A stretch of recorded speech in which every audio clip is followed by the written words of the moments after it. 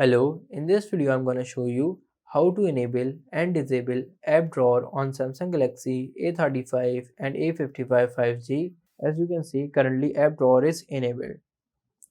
Now long press on home screen, go in settings, go in home screen layout, tap on home screen only. Simply apply it. As you can see, apps are not showing.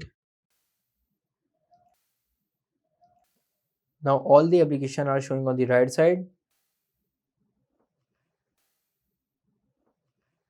Now if you want to enable app drawer again, then simply again go in settings, home screen layout, simply enable it from here and apply.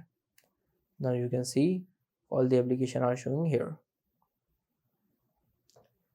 This is how you can enable and disable app drawer on Samsung Galaxy A35 and A55 5G. If this video helps you, please like this video and subscribe the channel.